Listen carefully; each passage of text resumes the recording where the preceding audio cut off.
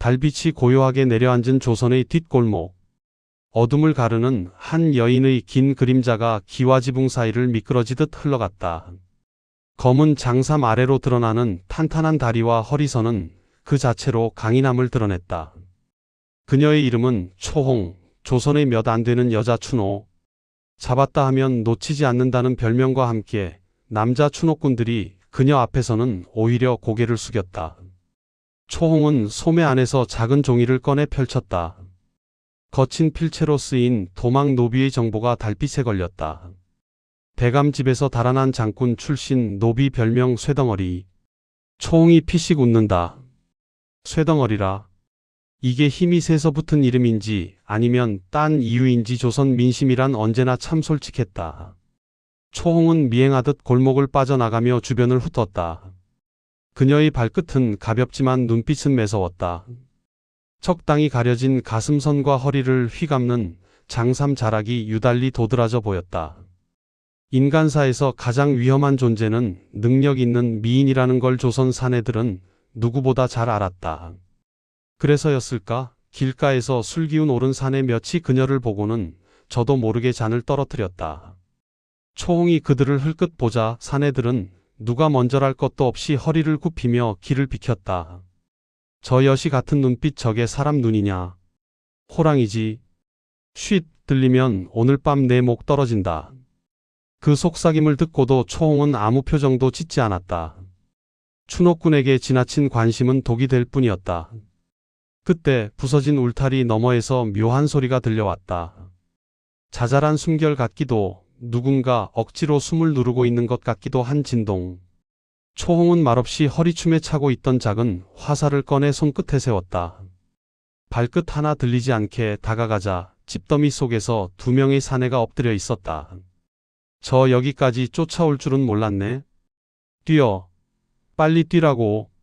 그들은 초홍을 보자마자 비명을 지르며 주랭랑쳤다. 하지만 초홍이 팔을 한번 휘두르자 화살이 정확히 그들 앞 돌바닥에 꽂혔다. 쾅! 두 사내는 그 자리에서 미끄러지듯 멈추었다. 초홍은 천천히 걸어가며 그들의 등 뒤를 내려다봤다. 달빛 아래 드러난 그녀의 실루엣은 남자들이 상상하는 온갖 위험과 매력이 뒤엉킨 형태였다. 내가 찾는 건 너희들이 아니다. 시끄럽게 하지 마. 그 말에 두 사내는 거의 울먹이며 고개를 끄덕였다. 초홍은 다시 걸었다. 밤은 깊어졌고 달은 더 높아졌다. 추노꾼의 직감은 언제나 옳았다. 쇠덩어리라고 불리는 사내가 이 근처에 있다는 예감이 어설픈 바람결에 실려왔다. 마침내 오래된 목욕관 뒤편에서 굽이진 돌담을 돌아섰을 때였다. 달빛을 한껏 등지고 앉아있는 반나절을 뛰고도 남았을 것 같은 거대한 등판이 보였다. 근육이 산 능선처럼 솟아 있었고 땀에 젖은 속적삼은 그의 몸에 달라붙어 무슨 풍속화 한 장이 움직이는 듯한 느낌을 줬다. 초홍은 숨을 들이키지 않을 수 없었다. 저게 노비? 어디 눈으로 봐도 축성하는 장정 10명보다 더 다부진데? 그때 그 남자가 돌아보았다. 넓은 어깨, 선이 깊게 떨어지는 턱, 그리고 무심한 듯 웃는 입꼬리. 한편으론 천진난만하면서 다른 한편으론 위험하게 매혹적인 사내였다. 추노꾼 아씨, 내 뒤를 그렇게 오래 밟을 줄은 몰랐소. 목소리마저도 깊었다. 초홍은 순간 그 자리에 발이 붙은 듯 움직이지 못했다. 추노 인생 10년 이런 얼굴과 이런 몸을 가진 노비는 처음이었다. 초홍의 뒷목이 간질거렸다. 추노꾼이 도망 노비 얼굴 보며 잠시 넋을 잃었다. 이건 조선의 수치다. 그녀는 이를 악물었다. 그러나 남자는 다가오며 더 치명적인 미소를 지었다. 하지만 나를 이렇게 찾아온 건 혹시 날 잡으러 온 건지 아님 다른 이유가 있는 건지. 그 말투에는 분명히 장난기가 묻어 있었다. 초홍의 귓바퀴가 뜨겁게 달아오르는 것을 그녀 자신도 의식했다. 아무 말도 하지 마. 초홍이 낮게 읊조렸지만 그 목소리는 흔들렸다. 남자는 느리게 그러나 자신감 가득한 걸음으로 초홍 앞까지 와섰다. 가까워진 거리만큼 위험한 공기가 짙어졌다. 잡으려면 잡아보시오, 추노 아씨. 그가 속삭이듯 말했다. 단 잡고 나서 후회할지도 모를 일이오. 초홍의 손이 무의식적으로 허리의 끈을 꽉 쥐었다. 이 남자는 단순한 도망 노비가 아니었다. 그는 그녀에게 추적 대상이 아니라 이 밤 조선에서 가장 위험한 유혹처럼 느껴졌다. 초홍은 점점 빨라지는 심장을 억누르며 남자를 노려보았다. 후회하는 건 내 쪽일 거다. 그 순간 달빛 아래 두 사람의 시선이 부딪혔고 긴장감은 활시위처럼 팽팽해졌다. 그리고 그날 밤 조선의 여자 추노와 대감집 마당쇠라 불린 사내의 인연은 그 어떤 기록에도 남지 않은 가장 기묘하고 뜨거운 야담처럼 시작되었다. 대감집 마당으로 발을 들이는 순간 설화의 기척을 눈치챈 하인들이 얼른 길을 터준다. 검은 장삼 사이로 드러나는 그녀의 다리는 잘 훈련된 군사처럼 단단했지만 실루엣만 놓고 보면 분명 여인의 선이었다. 그 사실을 알고 있어도 하인들은 감히 설화에게 말을 걸지 못했다. 그녀가 노비를 잡는 추노꾼이라는 사실은 이미 마을에 퍼져 있었기 때문이었다. 하지만 그런 긴장감 속에서도 딱 한 사람, 아예 다른 세계에 사는 듯 태평한 사내가 있었다. 마당 한가운데서 물동이를 척 들어 올리는 순간 그의 팔뚝은 마치 둥근 기둥처럼 울퉁불퉁했다. 그 몸집에서 하인이라는 단어는 어울리지 않아 보였다. 설화는 자신도 모르게 걸음을 멈춘다. 사내가 설화 쪽을 돌아보는 순간 물동이에 담긴 물이 햇빛을 받아 반짝이며 흘러내린다. 몸통을 훑고 떨어지는 물방울 때문에 평범한 남자도 묘하게 달라 보이는 법이다. 하지만 이 사내는 처음부터 평범과는 거리가 멀었다. 그가 설화의 모습을 위아래로 훑더니 굉장히 정직한 미소를 지은 채 말을 건넨다. 오잉 이 집엔 이런 미인이 드나든 일이 없었는디요. 그 말투와 표정이 어찌나 당돌한지 설화는 순간적으로 기세를 잡히지 않으려고 턱을 살짝 올렸다. 보통의 사내들은 설화의 살벌한 분위기에 기겁했지만 이 사내는 오히려 재미있다는 얼굴이었다. 설화가 도망 노비의 인상착의를 물으며 대감집 뒤편을 살피기 시작하자 사내는 느릿하게 따라붙는다. 무슨 일로 오신 건진 알겠는디 그보다 얼굴이 잔뜩 굶은 사람 같습니다. 내다. 밥은 잡숫고 다니십니까? 설화는 코웃음을 친다. 내 주제에 내 얼굴을 왜 살피냐. 주제는 몰라도 미인은 보면 알아보지요. 하긴 너무 가까이 보면 혼날까요? 사내가 일부러 가까이 다가오며 목을 약간 기울이는데 설화는 본능적으로 뒤로 물러섰다. 그가 다가올수록 몸에서 풍기는 흙냄새와 땀냄새가 섞여 묘하게 따뜻하고 야성적인 기운을 풍겼다. 설화는 원래 이런 유형을 가장 경계하는데 지금은 경계보다 더 복잡한 감정이 들어섰다. 사내가 물동이를 내려놓으며 소매를 걷는다. 잘 들어올려진 근육이 굽이치며 드러나는 순간 설화는 아주 잠깐 눈길을 피한다. 그 미묘한 일초를 사내는 놓치지 않았다. 아이고 눈 피하시는 거 보니 혹시 제 몸이 부담스러운가 보죠? 설화가 눈을 치켜뜨며 다가간다. 내 놈은 왜 자꾸 혓바닥을 놀리는 게냐. 혀가 길어야 먹고 살죠. 마당일도 하고 가끔은 사람 마음도 잃고. 그 말에 설화의 눈썹이 꿈틀거린다. 이 사내 단순한 마당쇠가 아니다. 말투는 천연덕스럽지만 눈동자만큼은 상황을 정확히 읽고 있었다. 설화가 도망 노비의 흔적을 찾기 위해 창고로 향하자 사내가 앞장서서 문을 열어준다. 그는 문을 열어놓고도 설화를 향해 자연스럽게 몸을 기울였다. 두 사람 사이에 상대적으로 좁은 틈이 만들어지는데 설화의 장삼 끝이 그의 팔에 스쳤다. 단순한 스침인데도 사내의 반응은 너무 생생했다. 어이쿠 이래 스치면 사람 마음이 설레는데요. 설화가 얼굴을 굳힌다. 설레지 마라. 그럼 떨리면 됩니까? 말끝에 장난스러운 웃음이 붙는 순간 설화는 내심 뜨거운 것이 치밀어 올라 그를 노려본다. 하지만 이상하게도 그 눈빛에서 사내는 움찔하지 않았다. 오히려 더 가까이 온다. 아 맞다. 내 이름 복만이라 합니다다. 근데 이름보다 내 몸이 더 인상적이라 하더이다. 그 당당한 말투에 설화의 반응이 잠시 멈춘다. 원래라면 설화는 이런 말을 뱉는 남자를 단숨에 쓰러뜨렸을 것이다. 하지만 복만은 그 위험한 경계선을 재주 좋게 넘나드는 묘한 재능이 있었다. 설화가 터덜터덜 마당으로 돌아오는데 복만이 먼저 물동이를 들고 나온다. 그는 설화의 앞에 물동이를 툭 내려놓는다. 목마르실까 봐 준비해놨습니다. 춘옥구님도 물은 마셔야지요. 설화는 잠시 망설이다 물을 들이킨다. 그 찰나 복만은 설화의 목선을 슬며시 바라본다. 물을 삼키는 그 동작에서 드러나는 은근한 곡선이 눈길을 잡았다. 설화는 복만의 시선을 느끼고 고개를 돌린다. 어디 보는 게냐? 목이요. 그 짧은 대답이 더 위험. 설화는 되려 더 가까이 다가가 복만의 멱살을 잡을 듯 말 듯한 자세로 흘겨본다. 너 같은 놈은 처음 본다. 복만은 오히려 씩 웃으며 속삭인다. 저도 이런 누님은 처음 봅니다. 그 순간 설화의 손이 움찔하고 마음 한 귀퉁이가 뜻밖의 방향으로 흔들린다. 복만의 능청스러운 태도, 그 안에 숨어있는 따뜻함, 그리고 남자다운 몸의 존재감이 설화의 방어선을 짓누르고 있었다. 설화는 마음을 다잡으려 마당을 가로질러 걸음을 내딛는다. 그러나 복만이 슬쩍 뒤에서 말을 덧붙인다. 춘옥군이라고 다 무서운 얼굴만 하고 다니는 줄 알았는데 웃는 모습은 꽤 곱더이다.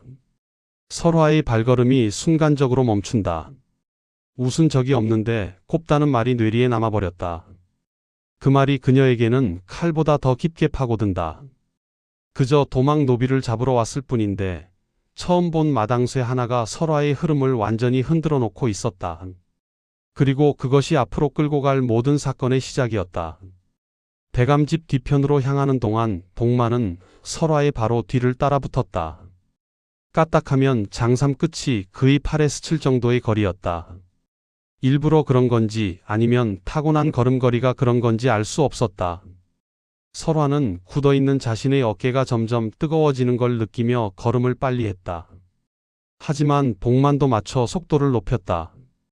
설화의 등 뒤에서 들려오는 그의 숨소리가 은근히 느껴질 만큼 가까워졌다. 남자의 숨결은 확실히 다르게 느껴지는 법이다. 설화는 본능적으로 손잡이에 얹은 손가락에 더 힘을 준다. 창고 앞에 도착하자 설화는 문을 열려고 손을 뻗었는데 복만이 잽싸게 손을 겹쳐 잡았다. 두 손등이 맞닿는 찰나 설화의 손이 움찔 떨렸지만 복만은 그걸 놓치지 않았다. 놀라셨습니까? 복만의 목소리는 낮았다. 입김이 바로 귓가에 닿았다. 설화는 곧장 손을 빼며 말했다. 앞으로 나서지 마라. 내일이다. 그러면 가까이서 지켜보는 건 됩니까? 복만이 미소를 지으며 한 발 다가온다. 거의 몸이 닿을 만큼. 설화는 그를 노려보았다. 하지만 복만은 고개를 살짝 기울인 채 설화의 눈을 똑바로 바라본다.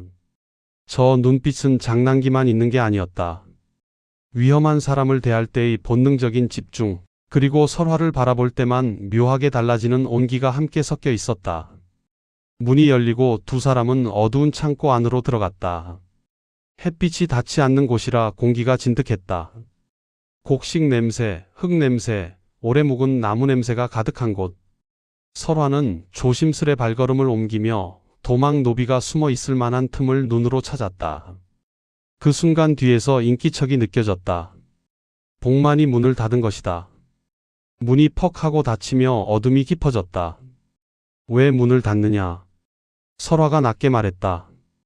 복만은 장난기 어린 목소리로 답했다. 밖에서 보면 춘옥군님이랑 단둘이 있는 걸로 오해할까 싶어서요. 지금 그게 문제냐? 문제는 아닌데 기분은 좋을 것 같은디요. 설화는 호흡이 순간 흔들렸지만 애써 태연하게 말했다. 내가 자꾸 말을 붙이니 집중이 안 된다. 그럼 말을 줄일까요? 복만이 느리게 다가온다. 대신 가까이 있는 건 괜찮습니까? 설화가 뒤로 물러나려는 순간 뒤에는 큰 항아리가 버티고 있었다. 더 물러날 곳이 없는 걸 아는 복만은 일부러 손 한 번 뻗지 않았지만 그의 존재만으로도 설화는 벽에 몰린 기분을 느꼈다. 복만이 설화의 옆을 스쳐 지나가며 말했다. 긴장하셨네. 숨이 빨라지십니다. 내가 코앞에 있으니 그렇지. 그럼 더 멀리 있으면 되겠구만. 하지만 복만은 전혀 멀어지지 않았다. 오히려 곁을 돌며 설화가 보는 앞에서 천천히 소매를 걷어 올렸다. 근육의 결이 어둠 속에서도 선명했다. 그건 보여주려는 동작이 분명했다. 혹시 아까처럼 또 피하실 겁니까? 복만이 묘하게 낮은 목소리로 묻는다. 설화는 무심한 척 눈을 돌렸지만 복만은 이미 그녀의 반응을 읽었다는 듯 천천히 다가왔다. 말없이 하지만 확실하게 가까워지는 발걸음. 설화님. 드물게 이름을 불렀다. 그 순간 설화의 호흡이 조금 더 요동쳤다. 복만은 아주 가까운 거리에서 고개를 숙이며 말했다. 이런 좁은 곳에 둘만 있으니 더 떨리시죠? 설화는 한쪽 턱을 올리며 버텼다. 내가 왜 떨리겠느냐? 그럼 방금 손 왜 떨리셨습니까? 설화가 숨을 삼키는 순간 복만은 손을 뻗어 설화의 손끝을 살짝 잡았다. 그저 손끝하지만 그 접촉은 과한 자극보다도 더 빠르게 심장을 뛰게 했다. 이거요. 복만은 설화의 손에 닿은 자신의 손을 아주 천천히 떼어냈다. 추노꾼 손이라기엔 너무 뜨겁습니다다. 설화는 순간적으로 손을 치우며 말했다. 그만해라. 못 들은 척해도 됩니까? 설화의 눈이 크게 뜨였다. 뭐라고? 이게 내 말투요. 복만이 더 가까이 다가온다.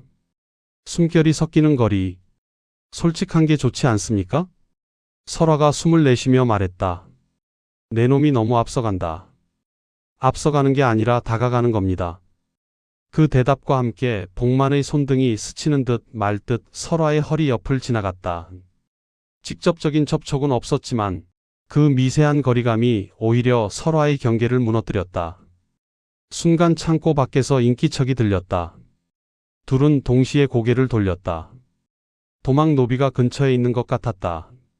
설화가 앞으로 나서려 하자 복만이 팔을 살짝 붙잡았다. 혼자 나가지 마이소. 왜 내가 나를 막냐? 복만은 짧게 그러나 확신에 찬 목소리로 말했다. 위험하니께요. 설화는 그 말에 아주 잠깐 멈칫했다. 그 순간 복만의 손이 설화의 손등 위로 가볍게 얹혀졌다. 강하지 않았지만 따뜻한 온기가 있었다. 어둠 속 둘만의 숨결이 흘렀다. 창고는 조용했지만 둘 사이의 긴장과 감정은 이미 한계치를 넘어 있었다. 그리고 그 순간부터 설화도 인정했다. 이 사내는 단순한 마당쇠가 아니다. 자기 삶의 흐름을 비틀어 놓을 인물이라는 걸. 설화가 대감집을 나선 지 한식경이 지났을 무렵 숲길은 이미 어둠에 잠겨 있었다. 오늘은 원래 복만과 아무 상관없는 다른 노비 추적 계약건이었다. 설화는 혼자 움직이는 걸 선호했다. 괜히 주변 남자들이 끼어들면 속도만 늦어지는 법이었다. 그녀는 나뭇잎을 조용히 밟으며 흔적을 쫓았고 그 발걸음은 여전히 날렵했다. 하지만 이상하게도 머릿속은 자꾸 복만의 건장한 팔뚝과 능청스러운 미소가 스친다. 저런 사내가 뭐라고. 턱을 굳게 깨물며 집중하려는 찰나였다. 바스락. 숲풀 깊은 곳에서 묘하게 불길한 인기척이 들렸다. 설화는 반사적으로 칼자루를 움켜쥐었다. 그러나 인기척은 하나가 아니었다. 셋 아니 넷. 그리고 그녀의 예상대로였다. 혼자 움직이는 아씨가 누군진 몰라도 좋은 물건이 걸렸네. 산적들이 어둠 속에서 모습을 드러낸다. 눈빛은 탐욕으로 번들거리고 밤 공기조차 불쾌할 정도로 눅눅한 기운이 감돌았다. 설화는 그대로 몸을 낮추며 칼을 빼들었다. 심장은 조금 빨라졌지만 두려움 때문이 아니었다. 산적 특유의 비열한 기운이 언짢았기 때문이다. 뒤로 물러선다. 마지막 경고다. 산적 하나가 비웃으며 말했다. 혼자라며 겁나게 기세가 등등하네. 그 잘난 기세 우리 앞에서도 통하는지 봐야겠구먼. 셋이 동시에 달려든다. 철커덕. 칼과 목도리가 부딪히며 날카로운 소리가 튀었다. 설화는 빠르고 강했다. 하지만 산적 중 하나가 허리춤에 숨긴 밧줄을 던졌다. 칠랑. 순간적으로 설화의 손목에 밧줄이 걸린다. 그리고 동시에 뒤에서 누군가가 그녀의 허리를 움켜잡았다. 잡았다. 순간 설화의 몸이 뒤로 젖혀지며 중심을 잃는다. 발 아래 낙엽이 미끄러지고 어둠 속에서 서늘한 비웃음이 들렸다. 그대로 뒤로 넘어지는 줄 알았던 순간 퍽! 으아악! 산적 뒤통수에 난데없는 돌덩이가 정확히 꽂혔다. 누군가가 던진 것이다. 그 돌은 어른 머리만큼 컸다. 그리고 그걸 던질 만한 사내는 단 한 명이었다. 설화님, 괜찮으십니까? 바로 다음 순간 숲을 울리는 듯한 우람한 발걸음. 그와 동시에 설화의 허리를 잡고 있던 산적이 그대로 허공으로 날아갔다. 진짜로 날았다. 아이고, 이놈들은 사람을 괜히 건드리네. 달빛 사이로 등장한 사내. 그 어깨 너머로 보이는 건 땀에 젖어 번들거리는 근육과 어디서 났는지 모를 큼지막한 참나무 몽둥이였다. 설화는 말도 안 되는 광경에 순간 멈칫했다. 산적들이 비명을 지르며 달려들었지만 복만은 오히려 하품을 하듯 태연하게 대응했다. 아이고야, 세수도 못하고 나왔구먼. 퍽! 꽝! 퉁! 산적 셋이 동시에 바닥에 뻗는다. 설화는 자신이 위험해서 구해진 것보다 복만이 남자답게 보였다는 사실이 더 당황스러웠다. 산적이 마지막 남은 기회라도 잡겠다는 듯 칼을 빼들고 달려들었지만 복만은 미간만 살짝 찌푸렸다. 칼 들고 그러는 거 아주 못 배웠네. 그는 설화의 허리를 한 손으로 잡아 뒤로 부드럽게 밀어내며 다른 손으로 산적의 손목을 잡아 비틀었다. 꽉! 으아악! 야수 같은 힘이었다. 설화는 본능적으로 숨을 들이켰다. 복만의 손이 그녀의 허리를 스친 순간 이상한 전율이 스쳐갔기 때문이다. 산적이 모두 쓰러진 뒤에서도 복만은 여전히 설화를 붙잡고 있었다. 그 손길이 자연스럽고 뜨겁고 강했다. 설화님, 진정 좀 하세요. 심장 소리가 여기까지 들리니. 심장? 설화는 당황해 손을 뿌리치려 했지만 복만은 미소를 지었다. 제가 잡아서 놀랐습니까? 아니면 제가 너무 멋있어서요?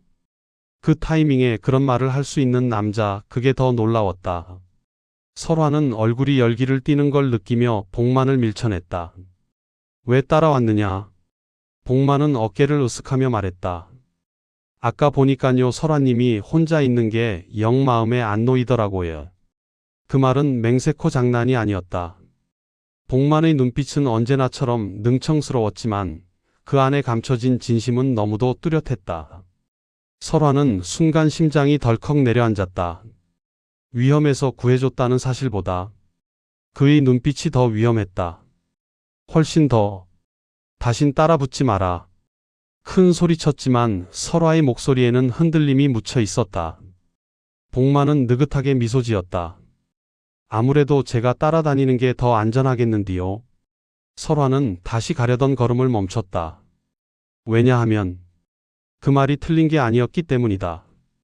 그리고 그녀가 인정하고 싶지 않은 사실도 있었다. 오늘 밤 가장 위험했던 건 산적이 아니라 복만에게 흔들린 자기 마음이었다. 그게 이 모든 사건의 진짜 시작이었다. 새벽빛이 어둠과 공기를 갈라놓는 시간. 설화는 작은 산길을 묵묵히 걸어간다. 그녀의 뒷모습을 일정한 거리에서 복만이 말없이 따라간다. 설화가 걸으면 멈추고 돌아보면 숨고 다시 걸으면 그제야 따라오는, 서로 거리를 두려는 설화와 그 거리를 유지하며도 절대 놓지 않는 복만의 묘한 기류가 이어진다. 설화는 마음속에서 복만을 밀어내려 애쓴다. 그는 마음을 흔드는 위험한 존재였다. 추노꾼에게 감정은 금물, 특히 여자라는 것이 드러난 순간 모든 것이 끝나는 조선 조정에서 감정은 곧 죽음을 부르는 독이었다. 그러나 그런 설화의 마음을 짓누르듯 산 아래에서 날카로운 북소리가 올라왔다. 뒤이어 장교의 외침이 울린다. 조정에서 어명을 전한다. 천한 계급인 추노 중에 여자가 있다는 소문이 조정 귀에 들어갔다. 이는 나라의 채통을 더럽히는 중죄다. 여인 설화를 잡아들여라. 왕명이다. 설화의 표정이 굳고 복만의 눈빛이 즉시 불길처럼 타오른다. 왕이 직접 움직였다는 것은 곧 잡히면 살아 돌아올 생각을 하지 말라는 의미였다. 포졸들이 말을 탄 채 사방으로 흩어지며 산을 뒤지기 시작한다. 설화는 이 상황의 무게를 누구보다 잘 알고 있다. 여자 춘호는 조선에서 있어서는 안 될 존재였다. 설화는 목을 누르고 숨을 고른다. 복만은 설화 쪽으로 발을 내딛지만 그녀는 낮게 속삭인다. 오지마. 이번엔 너까지 휩쓸린다. 복만은 걸음을 멈추지만 그의 숨결은 격하고 눈빛은 흔들린다. 말없이 고개를 끄덕이며 한 발 뒤로 물러나지만 눈은 계속 설화를 향하고 있다. 그때 포졸 하나가 땅을 살피다 외친다. 여기 발자국이 남아있다. 크기가 작은 걸 보니 여인이다. 설화는 이를 악물며 장검을 쥔다. 전투할 수도 있다. 하지만 왕명이 걸린 사냥에서 이길 수는 없다. 무모했다. 그 순간 포졸의 뒤통수에 갑자기 커다란 돌이 쾅 하고 떨어진다. 포졸이 비명을 지르고 쓰러진다. 돌을 던진 사람이 누구인지 보는 순간 설화는 숨을 멈춘다. 복만이었다. 복만은 일부러 큰 발자국을 내며 숲 반대편으로 달린다. 장작을 밟고 가지를 꺾고 일부러 큰 소리를 내며 도망자의 흔적을 남긴다. 포졸들이 함성을 지르며 그를 쫓아간다. 저놈이다. 저놈이 도망자다. 잡아라. 설화는 나무 뒤에 숨어 복만의 뒷모습을 바라본다. 숨이 턱 막히는 듯 심장이 미친 듯이 뛰기 시작한다. 복만은 잡히면 끝장이었다. 그녀의 죄에 연루되어 역적 도모라는 누명까지 씌워질 것이었다. 잠시 뒤 숲이 다시 조용해졌을 때 복만은 헐떡이며 돌아와 설화를 찾아낸다. 그는 팔과 어깨에 상처가 나 있었고 숨이 차서 제대로 말도 잇지 못했다. 설화가 그를 붙잡는다. 왜 내 몸을 던져? 왕의 어명이다. 너까지 죽고 싶어? 복만은 절반 웃음, 절반 분노가 섞인 표정으로 답한다. 멀리서 지켜보라고 해서 지켜봤지요. 근데 지켜보는 것만으론 내 속이 뒤집혀 죽을 것 같아서. 설화의 눈이 흔들린다. 하지만 그는 고개를 젖혀 그녀를 바라본다. 왕이 뭐라 하든 조정이 뭐라 하든 난 설화를 버릴 생각은 단 한 번도 해본 적 없으모. 설화는 숨을 멈추며 손목이 떨린다. 그러나 감정에 빠질 틈도 없이 갑자기 숲 위쪽에서 포졸들의 목소리가 또 들린다. 여기 근처다. 여자의 머리카락 조각이 떨어져 있다. 설화가 아까 달릴 때 흘린 머리카락이었다. 급해진 설화는 복만을 끌어당기며 말한다. 저쪽 절벽 아래 틈으로 가면 한 번은 따돌릴 수 있어. 그녀는 달리기 시작한다. 복만이 뒤따르자 설화는 다시 외친다. 가까이 오지 마. 하지만 복만은 설화의 손목을 잡아 끌어당긴다. 갑작스러운 힘에 설화의 몸이 그의 가슴에 거의 부딪힐 정도로 가까워진다. 혼자 도망가면 나는 더는 설화 앞에 설 얼굴이 없으모. 설화의 숨이 멎는다. 그 순간 횃불 불빛이 가까워지며 나뭇가지를 태우는 소리가 들린다. 둘은 절벽 아래 좁은 바위 틈으로 몸을 숨긴다. 사람 둘이 겨우 들어갈 좁은 공간. 서로의 몸이 닿을 정도로 가까운 거리. 설화의 심장이 복만의 가슴에 고스란히 전해진다. 위에서는 포졸의 횃불이 어둠을 가른다. 여기 어딘가다. 여자라면 반드시 잡아들여라. 왕의 체면이 달린 일이다.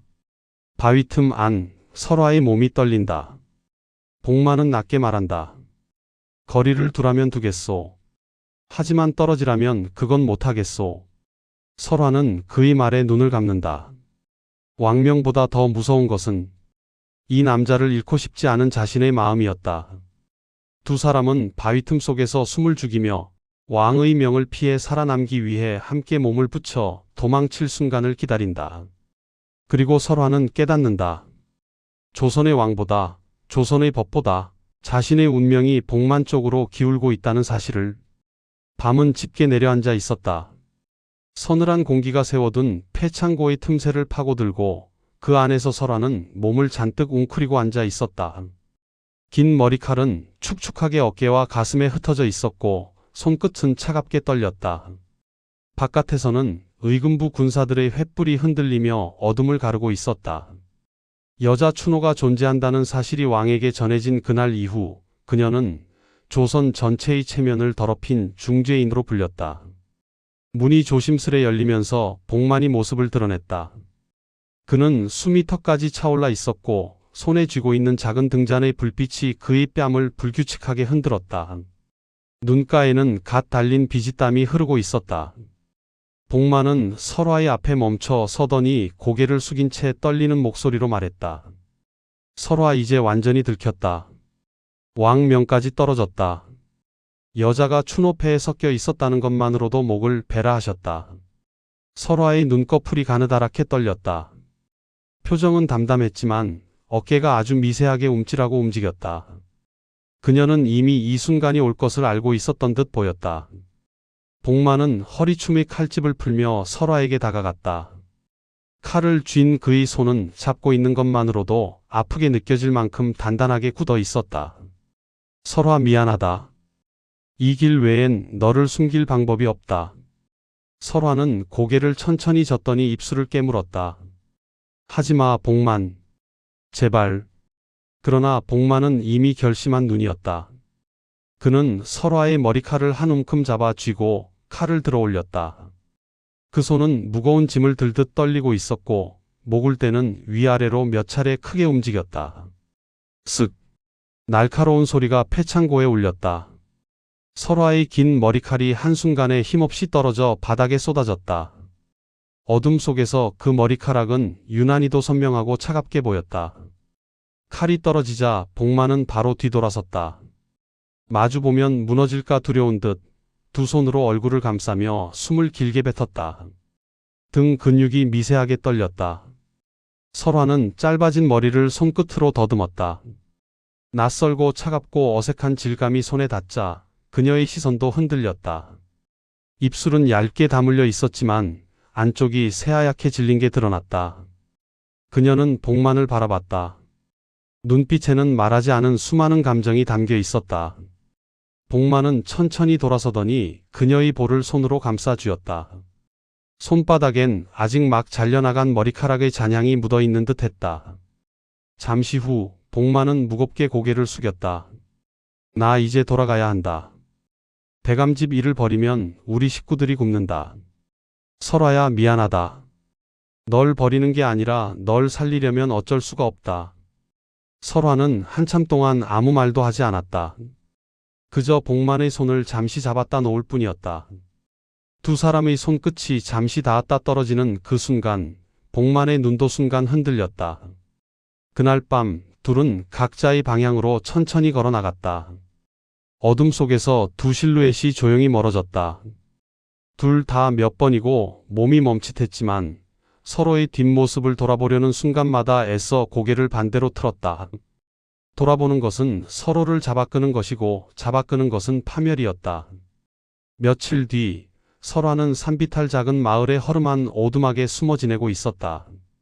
짧아진 머리는 밤바람에 금세 헝클어졌고 그녀는 그 머리를 손끝으로 쓸어내릴 때마다 복만의 손길을 떠올렸다. 밤이면 혼자 이불 속에서 소리를 삼키며 눈물을 흘리곤 했다. 어느 날 저녁 갑작스레 문이 거칠게 열렸다. 비에 젖은 외투를 뒤집어 쓴 복만이 숨을 몰아쉬며 뛰어들어왔다. 눈동자는 어둠 속에서도 이상한 열기로 번들거리고 있었다. 설화가 놀라 일어나자 복만이 한 걸음에 그녀에게 달려와 껴안았다. 그 품에는 전보다 더 깊고 거칠고 절박한 기운이 깃들어 있었다. 이대로 놓치면 다시는 닿지 못할 것처럼 그는 그녀의 등을 꽉 끌어안았다. 안 가. 나 이제 절대 안 가. 대감집 다 버리고 왔다. 너 없는 세상에서 사느니 차라리 도망자라도 좋다. 설화의 눈동자가 흔들렸다. 그녀는 천천히 그의 뺨을 어루만지며 입을 열었다. 그럼 우리 도망가자. 아무도 모르는 곳으로, 둘만 갈 수 있는 곳으로. 복만의 눈빛이 순식간에 깊어졌다. 그러더니 설화를 더 강하게 안았다. 그래. 오늘 밤 당장. 누가 잡아도 좋다. 죽어도 나는 내 손 절대 놓지 않는다. 짧아진 설화의 머리칼이 바람에 흔들리며 복만의 뺨을 스쳤다. 두 사람은 서로를 강하게 끌어안고 천천히 숨을 고르며 밤속에 오래도록 서 있었다. 밖에서는 바람이 문을 흔들며 거세게 울어댔지만 오두막 안의 작은 공간은 두 사람의 체온으로 가득 차올랐다. 둘은 세상을 등지고 서로만 바라보고 있었다. 머리를 잃은 여인과 모든 것을 버린 남자가 그날 밤 함께 도망칠 운명을 선택했다. 산비탈 오두막 안. 바람에 흔들리는 등잔불이 벽에 둘의 그림자를 길게 느린다. 서로를 끌어안던 설화와 복만은 잠시의 고요 속에서 숨을 고른다. 둘 다 도망칠 결심을 굳힌 직후였다. 하지만 설화는 이상한 것을 느낀다. 복만의 품에서 나는 익숙한 흙냄새 사이로 금속 냄새, 차갑고 단단한 쇳내가 스쳤다. 설화가 천천히 눈길을 내린다. 복만의 장삼 안쪽 미세하게 번뜩이는 무언가. 칼자루. 그리고 그 형태는 평범한 머슴이 가질 수 없는 군용 제식검이었다.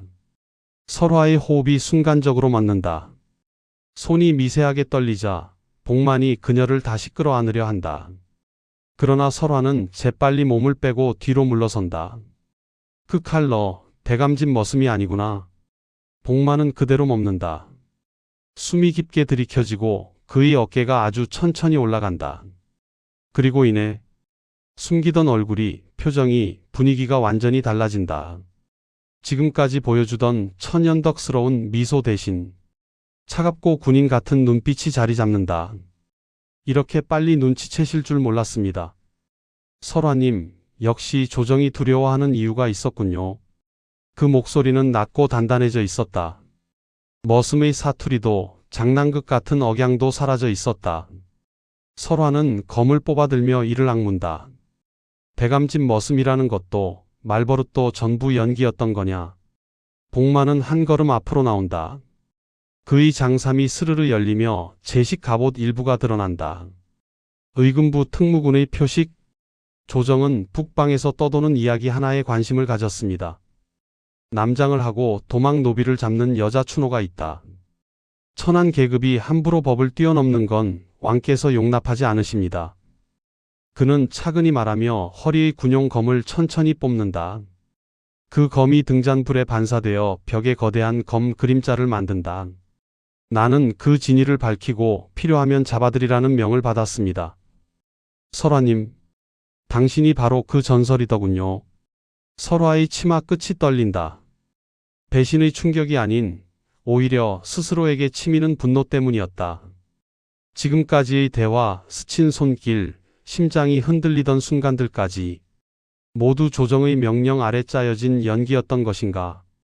설화의 손끝에서 검이 떨린다. 복만의 시선이 그것을 놓치지 않는다. 연기였으면 좋았을 겁니다. 복만이 낮게 말하며 검끝을 내린다. 하지만 저는 당신을 지켜보고 어느 순간 제 명령이 문제로 느껴지기 시작했습니다. 그렇다고 임무를 버릴 수도 없었지요. 설화는 이를 강하게 악문다. 그래서 어쩔 셈이냐. 지금 나를 잡아갈 것이냐? 명령상 그래야 합니다. 명령이 아니면? 복만이 처음으로 시선을 피한다. 아주 짧은 순간이다. 그 짧은 틈에서 설화는 그가 흔들리고 있다는 것을 읽는다. 그러나 그는 다시 검을 들어 올린다. 더는 숨길 수 없는 표정으로. 설화님은 강합니다. 도망칠 수도 있습니다.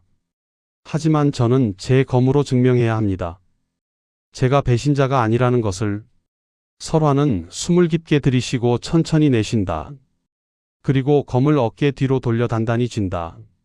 내가 나를 잡아야 한다면 잡히지 않을 뿐이다. 공기가 갈라질 만큼의 긴장. 두 사람의 검끝이 서로를 향해 수평으로 일직선이 된다. 바람이 문틈으로 불어와 등잔불이 격렬하게 흔들린다. 흔들리는 그림자 속에서 두 사람의 실루엣이 겹쳤다가 갈라진다. 복만이 마지막으로 말한다. 부디 쉽게 베이지 마십시오. 내 마음이 흔들릴 것이니. 흔들릴 마음이면 처음부터 날 속이지나 말지 그랬냐. 그 말이 떨어지는 순간 두 사람의 검이 동시에 번개처럼 튀어오른다.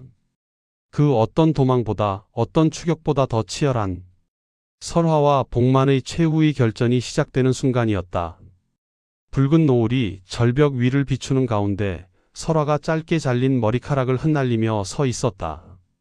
그녀의 눈동자는 배신감에 가득 차 있었고 복만을 바라보는 시선은 차갑게 얼어붙어 있었다. 복만은 그녀의 시선을 피하지 못한 채 얼어붙은 듯 서 있었다. 말문을 열려 하지만 목소리가 나오지 않아 입술만 떨렸다. 설화는 잠시도 주저하지 않고 손에 쥔 검을 꽉 쥐며 앞으로 한 걸음 내디뎠다. 그녀의 손가락 마디가 하얗게 질릴 만큼 힘이 들어가 있었다. 이대로 놔두면 폭발할 것처럼 감정이 뒤섞인 얼굴이었다. 복만이 조심스럽게 그녀에게 다가가려 하자 설화는 바로 칼날을 들어 그의 얼굴 앞을 베어내듯 휘둘렀다. 바람을 가르는 날카로운 소리가 울리고 복만의 뺨 옆으로 바람칼이 스쳐 지나갔다. 설화는 더 이상 말을 듣고 싶지도 않은 듯 또다시 검을 치켜들어 몰아붙였다. 복만은 어쩔 수 없이 검을 뽑았지만 그의 칼끝에서는 설화를 겨누는 의지가 조금도 느껴지지 않았다. 피하려는 동작만 반복됐고 설화는 이를 더 분노하게 했다. 그녀의 공격은 쉼없이 몰아쳤다. 연속된 몇 번의 강한 연격이 복만의 칼을 두어 걸음 뒤로 밀어냈다. 검과 검이 부딪히는 날카로운 쇳소리가 절벽 위 공기를 깨트렸다.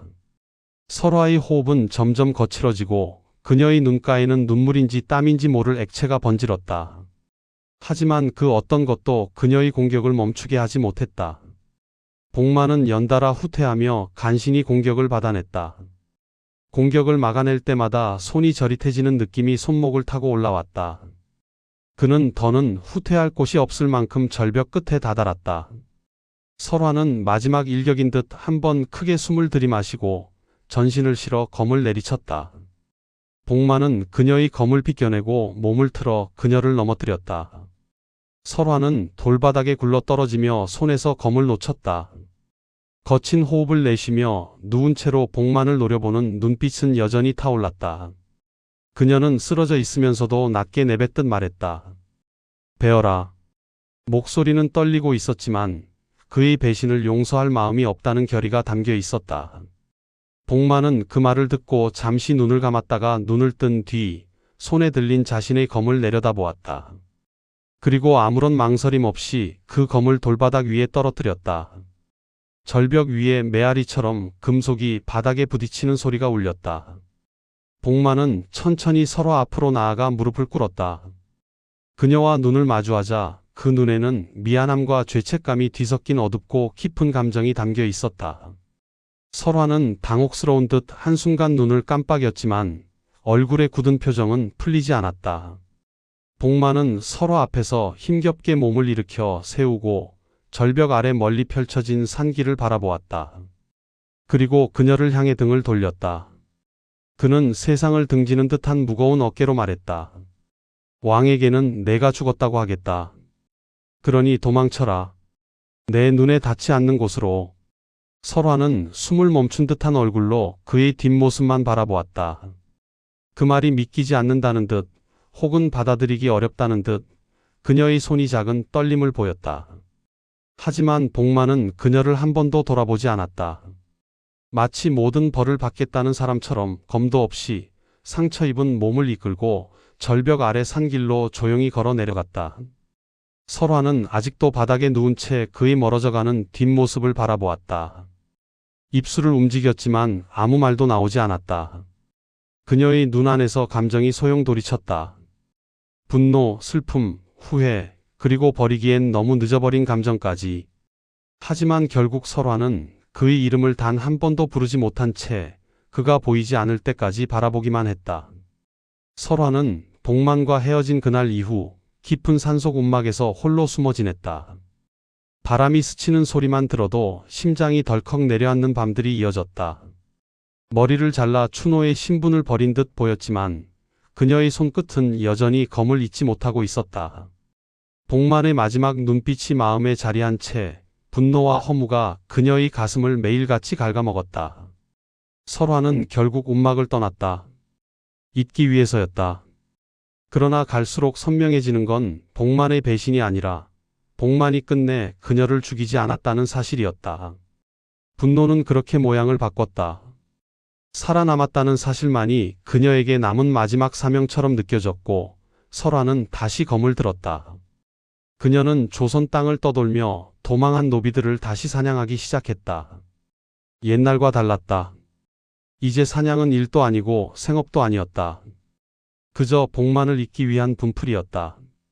설화가 움직이는 곳마다 노비들은 숨었고 산채는 흔적도 없이 사라졌다. 그녀의 이름은 어느새 추노의 화염, 사람을 잡아먹는 여기 같은 전설로 바뀌어 떠돌기 시작했다. 누구도 그녀를 보고 살아 돌아왔다 말하지 못했다. 설화는 분노와 공허를 불태우며 자신이 왜 검을 휘두르고 있는지조차 잊어가는 존재가 되어갔다. 조선 곳곳에서 그녀의 이름이 퍼질수록 한편에서 또 다른 전설이 자라났다. 복만은 의금부로 복귀한 뒤 단숨에 벼슬길을 타고 올랐다. 그가 여자인 추노를 상부에 보고하지 않았다는 사실은 누구도 알지 못했다.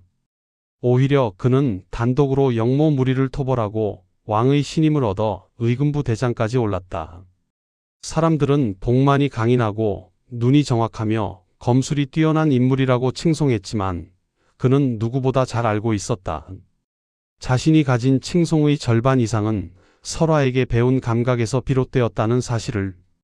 그는 조정의 대장이라는 무게를 견디며도 밤마다 문득 검을 쥔 손이 떨리는 자신의 모습을 보았다. 그 떨림은 죄책감인지 그녀에 대한 미련인지 아니면 그날 절벽 위에서 그녀의 호흡을 느끼던 두려움인지조차 알 수 없었다. 조선의 두 전설은 그렇게 서로 다른 길에서 성장했다. 한 명은 산을 불태우듯 노비들을 사냥하는 그림자가 되었고 또 한 명은 조선을 다스리는 칼끝이 되었다. 두 사람은 다시 만나지 않았다. 하지만 조선의 기록 어디에도 적히지 않은 비밀 하나가 있었다. 설화가 검을 휘두를 때마다, 복만이 명령서를 쓸 때마다 그들은 서로의 이름을 마음속에서 단 한 번도 지운 적이 없었다. 그렇게 조선의 어둠과 빛 속에서 두 전설은 서로를 잊지 못한 채 평생을 다른 길로 걸어가게 되었다. 그리고 사람들 사이에서는 오래도록 이런 말이 전해졌다. 노비들은 설화를 두려워했고 관리는 복만을 따랐지만 정작 두 사람은 서로에게서 도망치지 못했지. 그 말이 사실인지 아닌지 조선은 끝내 기록하지 않았다.